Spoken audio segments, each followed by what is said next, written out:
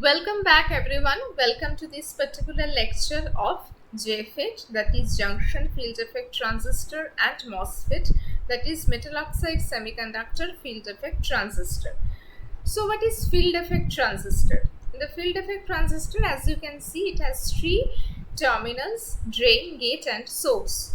So we apply the input voltage between the gate and the source terminal, which is known as the VGS, and this input gate to source voltage is used to control the output current or drain current which is flowing between the drain and the source terminal. Okay, that is why this FET is called a voltage control device. Okay, now based on the type of the charge carriers,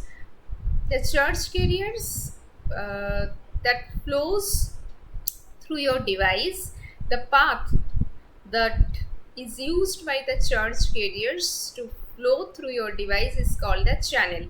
If the majority carriers of the device is electrons, then it is called an N channel device, and if the majority carriers of the device is holes, then it is called a P channel FET. Okay, now, what is the major difference between your BJT and FET? BJT is a current control device. In BJT also we have three terminals: emitter, base and collector, and this output collector current is controlled by the input base current. That is why it is called a current control device. But in case of FET, the output drain current is controlled by the input gate to source voltage. Okay. Also, FET is a unipolar device. That means only one type of majority charge carriers, they determine the operation of the device. If it is an N-channel device, then majority charge carriers are electrons. If it is a P-channel device, then the majority charge carriers are holes.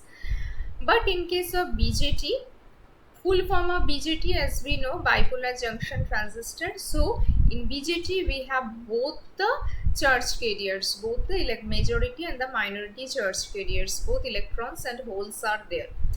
Another advantage of FET is it has very high input impedance in the order of meg ohm. If the input impedance is high, then the current drawn by the circuit is very low, and that is helpful for the low power consumption. Okay, let's see what are the applications of this BJT and FET. BJT and FET both can be used as amplifiers, in switching devices, in impedance matching circuits. Impedance matching means input impedance should be equals to the output impedance. And let's see some more differences between these BJT and FET. FETs are voltage control devices that we have just seen, and BJTs are current control devices. FETs have higher input impedance, that is why the current drawn by the FETs is very less, and power consumption is also very low. So these kind of devices are useful where you need, in case of unity gain amplifier, where the amplifier gain is unit, like 1, and you can successfully reproduce the input signal at the output if you have a very high input impedance. And for a very good device, the input impedance should be very high. And the BJTs, they have the higher gain. You can amplify the gain of the BJT. It can be used as an amplifier. And FETs are less sensitive to the temperature variations and are more easily integrated on ICs. That means if you change the temperature, the parameters of the FETs, they won't vary much compared to the BJT. FETs are generally more static sensitive than BJTs. That means FETs are less susceptible to the damage caused by the static electric charge, okay, compared to the BJTs. Now, there are two types of FETs. One is JFET, that is junction field effect transistor, and the another one is the IGFET, insulated gate field effect transistor, where gate is isolated from the channel by using an insulator or oxide layer. That is why it is called insulated gate field effect transistor. The most common example of IGFET is MOSFET, metal oxide semiconductor field effect transistor.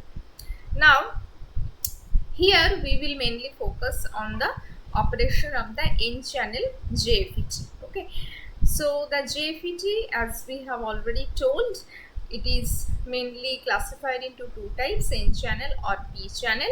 N channel is more widely used. Okay, now if you look at the operation of this JFET, what we can see that we have the N channel device. Majority charge carriers are the electrons. We have the N channel, and the two p type regions are fabricated on this N channel. And we have three contacts: drain, gate, and source. And this gate terminal is shorted between two p type regions. And at the top of this N side, what we have the drain terminal, which is connected through an ohmic contact, and at the bottom of the inside also we have another contact which is called source, which is connected also through an ohmic contact. Now what is this ohmic contact? Ohmic contact are the electrical contacts between the two conductors, like a metal or the semiconductor. This ohmic contact, this region is a metal, so it is a metal, and this N type, it is a semiconductor, so it is a metal and semiconductor contact. And in this electrical contact, it allows to maintain the linear current voltage relationship. That means more or less this contact acts like a resistor. Okay, that means the voltage drop across this conductor is linearly dependent on the current flowing through it. Okay, now let's see how this particular N channel JFET operates. Okay, now see, from the source terminal, initially let's say I haven't applied any gate to source voltage to this device. So from the source terminal, the electrons are getting injected to the device. Okay, electrons are getting injected to the device. Now if you apply a battery potential between this drain to source, that means if you connect this N terminal, N channel of this JFET to the positive terminal of the battery, we will call it as VDS. Okay, so as you apply the VDS, what will happen? The electrons that are getting injected from the source towards the channel, they will get attracted towards the drain terminal, right? Now if you apply a voltage between the gate and source terminal, you can actually control the current flow between the drain and the source. If the electrons are flowing from the source to drain, it is obvious the current will be flowing from the drain to source, and we can actually control this current by using this gate to source voltage. So this analogy can be compared with the tap water analogy. In tap water, the water flows from the source to the drain terminal, and we can control the flow of water by using this knob, which acts like a gate. Okay, now what happens? Let's see. First assume that I haven't applied any voltage to the gate terminal. That means this gate and the source terminal, they are shorted, and they are shorted to the ground, and only I have applied this positive bias, positive terminal of the battery to this drain terminal, and the negative terminal of the battery is connected to the ground. Source and the ground, they are shorted. Okay, now in this condition, as we keep on increasing this battery voltage, what will happen? More electrons will get attracted towards the drain side. As a result, this drain current ID will be flowing from drain to source. Now if you notice properly, this N channel, N is connected to the positive terminal of the battery, right? And these two P, these are connected to the gate, and this gate is grounded. So we have two PN junctions here. This is one PN junction, this is another PN junction. So these two PN junctions are reverse biased because N is connected to the positive terminal of the battery, and these two P regions, they are shorted to the gate, and gate is at 0 volt. So these two PN junctions are reverse biased. As you keep on increasing this VDD drain voltage, what happens? We know whenever there is a PN junction, there is a depletion region. So the width of these two depletion regions will increase. Okay. Now if I consider this N channel, it acts like a resistor. If we consider this N channel as a series of uniform resistor, then at the top of this N channel, where is my drain terminal, let's say the voltage is at 2 volt, because this drain is at higher potential than the source. No, drain is connected to the positive terminal of the battery and source is grounded. So obviously the potential at the drain side will be high. Let's say it is 2 volt. Now as the current is flowing from the drain to source terminal, we have the uniform resistance, so it results equal voltage drop across each resistance. Okay. Now that is why you can see the voltage at the drain side, that means at the top of this N channel, it is higher, and at the source side it is lower. That is why you can see the depletion region width at the top of these two P region is higher compared to the bottom of the P regions. Okay. Now so far we haven't applied any gate voltage. Okay. Now as we keep on increasing this VDD, what will happen? This depletion region width will keep on increasing and the channel width will keep on getting reduced. That means channel resistance will increase. Okay. So if we plot this situation using a graph, how it will look like? This we can plot a graph between this drain current and this drain to source voltage VDS. So this graph is also called the output characteristics or the drain characteristics. So you can see for the lower values of these VDS, my ID is increasing almost in a linear fashion. Okay, and in this region channel resistance is almost constant. But as you keep on increasing this VDS, what happens? The slope of this straight line, it changes, and then after a certain point, certain value of this drain voltage, what happens if you keep on increasing this drain voltage more and more? What will happen? These two depletion region, they will touch each other. Okay, and the value of the drain to source voltage at which these two depletion region they touch each other, that is called the pinch off voltage or VP. Okay, after that, doesn't matter if you increase your drain to source voltage more and more, your drain current won't increase further and it will go into the saturation region for a constant value of this VGS. Okay. So in this region, in the linear region, my JFET works as a resistor. Okay. Now let's see this situation. I told as we keep on increasing the value of this VDS, a point comes when these two depletion region width, it keeps on increasing and it touches, they touch each other. Okay. Now if it touches, then there is no space of the electrons to flow through the channel, right? And if electrons can't flow, obviously ID or drain current also can't flow, it will be zero. Okay, but what the graph says, after this pinch of voltage, this drain current, instead of becoming zero, it is becoming saturated. Now why so? Why this contradictory explanation?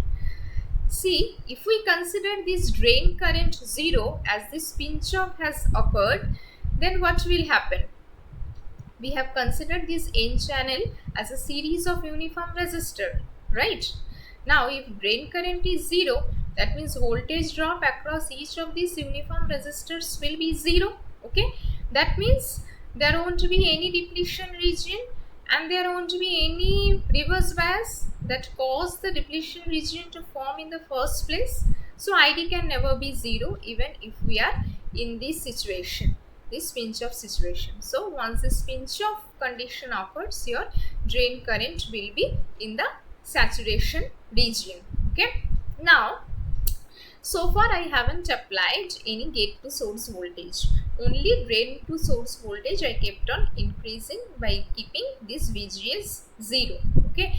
Now, if you apply a negative gate voltage here, what will happen? Instead of this VGS 0, if I am applying VGS minus 1, so what will happen? If VGS is minus 1, that means these two PN junctions will be heavily reverse biased, because this P is connected to the negative and this N is connected to the positive. They will be heavily reverse biased.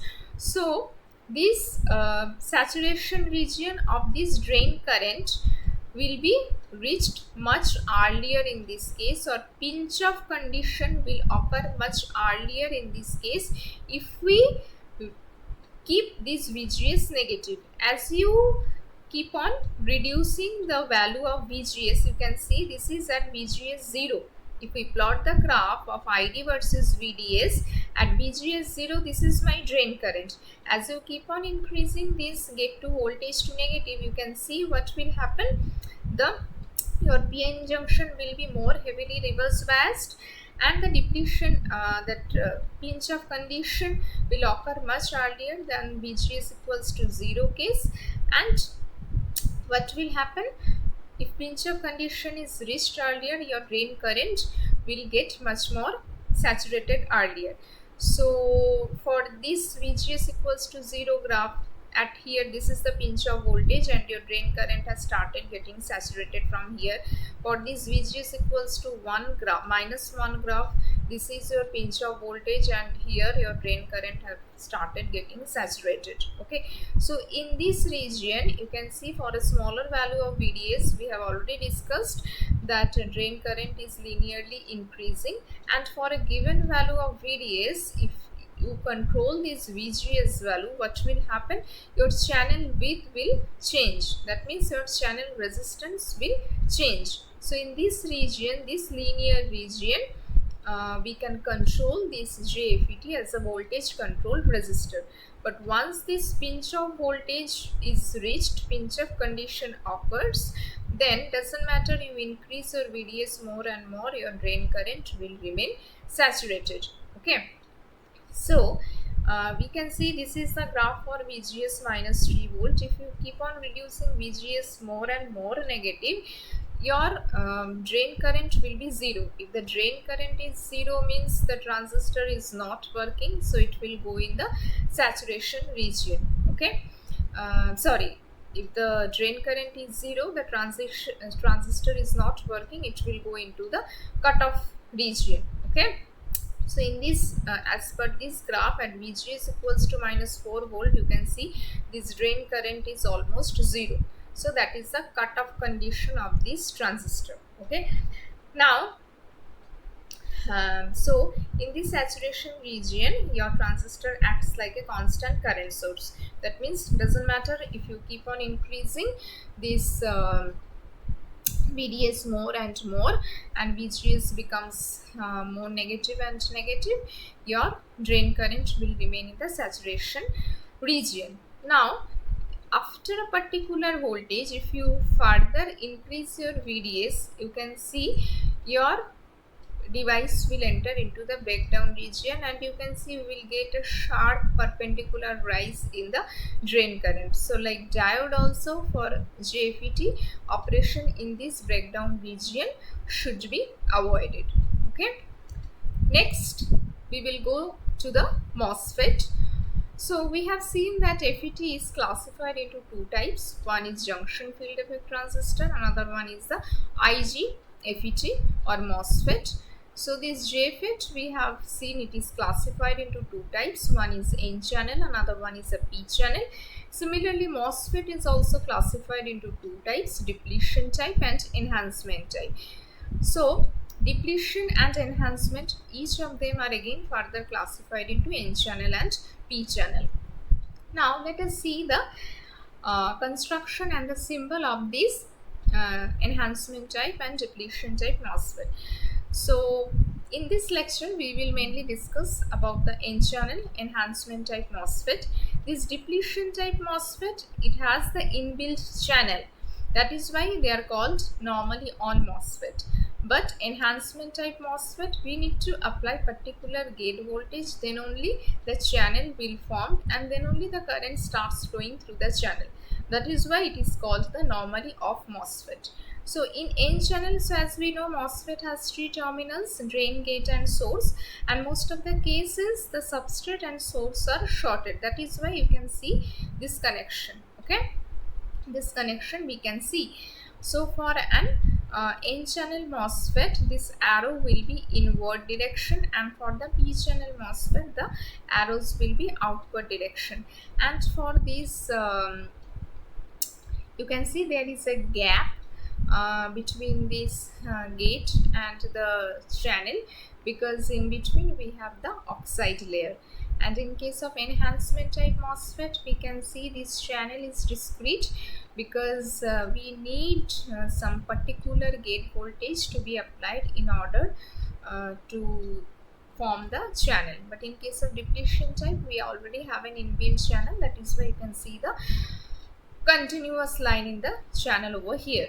Now, so in case of enhancement type MOSFET or E MOSFET, the drain and the source, you can see this is a drain region, this is a source region. These drain and source regions, this is the drain and this is the source. These drain and the source regions are connected to these heavily doped N plus regions, and they are connected via an N channel. Okay, now in order to form the channel between these drain and source, we need to apply the particular voltage at the gate terminal. Okay, now initially there is no channel. Okay, now we can take another terminal from this P type substrate. If we are discussing the N channel, we need to take the P type substrate, and from the P type substrate we can take another terminal called the substrate. These black color regions are the metal contact. Okay, now and these shaded area, this is the gate oxide or SiO2. Okay, now how this E MOSFET or N channel MOSFET they operate. Now as you can see, when the gate to source voltage, gate and the source terminal, they are shorted to ground, I have only applied the voltage between the drain and the source terminal, and the source and the substrate, they are shorted to the ground. So in this case no channel will be formed, doesn't matter how much you apply the gate voltage, and until and unless the channel is formed between the source and the drain terminal, no current will flow in this kind of MOSFET. Okay, now for an example, let's say my drain terminal is open. That means I haven't applied any voltage between the drain and the source terminal, and I'm applying, since this is an N channel MOSFET, I'm applying the gate voltage, positive gate voltage at the gate terminal. Okay, and negative of this battery is connected to the source, and the substrate and source are shorted to the ground. So what will happen in the, if I apply the positive voltage at the gate in the P type substrate, I have the majority carriers as holes, so these holes will be pushed towards the substrate, and we have the electrons as the minority carriers in the P type substrate, so they will be attracted towards this gate terminal.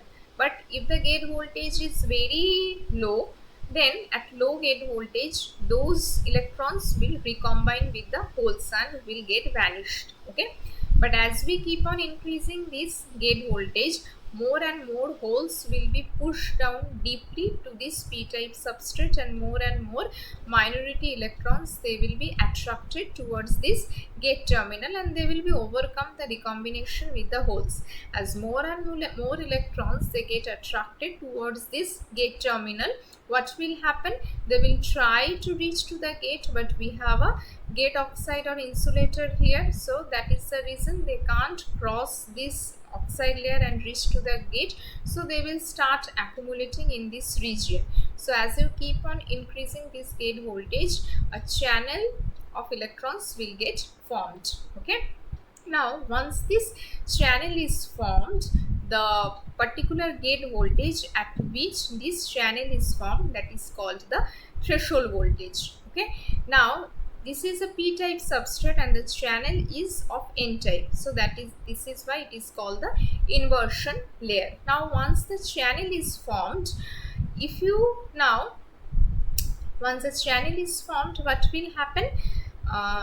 See here, let's go back to this diagram. Once the channel is formed, um, if I now apply this positive voltage to this drain to source terminal, what will happen? The electrons that are getting injected from the source terminal, they will get attracted towards the drain terminal, and as a result the drain current will start flowing from the drain to source terminal. Okay, so as we keep on increasing the drain to source voltage, positive voltage I have applied between the drain to source voltage, what will happen? See, this is one PN junction, this is another PN junction, right? So if I apply a positive drain voltage here, what will happen? This PN junction will be reverse biased because N is connected to the positive terminal of the battery and P is grounded. And what about this PN junction? You can see this P and this N, they are shorted at the same bias. Okay, so this PN junction will be at zero bias. Okay, so and this PN junction is reverse biased. So as you keep on increasing this drain to source voltage, so that means we are giving more and more reverse bias to this drain substrate contact, and as a result the depletion region width at this region, that means in this PN junction at the drain substrate region, will keep on increasing. Okay, as it keep on increasing, what will happen? You can see from this figure, as we keep on increasing this drain voltage more and more positive, gate is already gate voltage, we have a gate voltage is also positive for the n channel enhancement type MOSFET. Let's say the gate voltage we have kept it fixed once the channel is formed. Now we keep on increasing the drain voltage, that means the drain is becoming more and more positive compared to the gate. Okay, so the gate will able to attract lesser electrons at the drain side of the channel compared to the source side. Okay, that means the electron density at the drain side will be less compared to the source side, because the gate potential won't be enough to attract the electrons in the drain side. So as a result, you can see the channel has started getting pinched off at the drain side. Okay, and as you keep on increasing this drain voltage more and more positive, what will happen? This channel width will keep on reducing at the drain side. Okay, channel width will keep on reducing at the drain side. Now at a particular voltage, let's say at a pinch of voltage, where if you keep on, and beyond the pinch of voltage, if you keep on increasing this VDD or VDS more and more, what will happen? Now the drain current that was flowing from this drain to source terminal, it won't increase further, it will reach to the saturation region. Okay, so and if you keep on increasing it more and more, what will happen? Your drain side will get completely, your channel will get completely pinched off at the drain side, and it will keep on moving at the toward the source side. Okay, so you can see here the drain is completely pinched off at channel is completely pinched off at the drain side. Okay, now if we plot this situation, that means if we plot this ID versus VDS graph, so for the smaller values of the VDS, as we have observed in the JFET also, you can see drain current is linearly increasing, and for a given value of this VDS, I can control this gate to source voltage, and we can actually control the width of the channel, that means the channel resistance we can control. So in this linear region, this E MOSFET, it works as a voltage control resistor. Now we can see a parabola, right? The locus of this parabola, it determines the saturation voltage VDS at which your drain current get saturated. So you can see as we keep on increasing VDS, and if you keep on increasing the gate to source voltage, the drain current is increasing. And for each graph we can see what is the pinch of voltage and from where my drain current has started getting saturated. Okay, now if you keep on increasing as we keep on decreasing this VGS beyond below 3 volt, you can see the channel is not getting formed and the drain current is almost zero. So minimum gate voltage, the threshold voltage, needs to be applied in order to form the channel. Okay, now um so once this pinch of condition has occurred, if you keep on increasing VDS more and more, what happens? My drain current is saturated and the channel is getting completely pinched up at the drain side. So previously this entire distance was my channel length. That means below the gate, the separation between the source and the channel drain was my channel length. Now you can see the channel length has reduced a bit. Let's say del L amount, it has reduced. So what is the effective channel length now? L minus del L is my effective channel length. Now this is the input characteristics of the enhancement type N channel MOSFET. Input characteristics, or this is also called the transfer characteristics, which is the graph between the input voltage and the output current. You can see for the lower value of the VGS, when the channel is not formed because the electrons and holes were recombined. Now at a particular value of this VGS, when the channel is formed, that means more and more minority electrons have started accumulating at the near the gate site. Once the channel is formed, then only what happens, if you apply the VDS, then drain current will start flowing. Okay, so the particular value of VGS at which your channel is formed, you start getting the drain current, that is called the threshold voltage.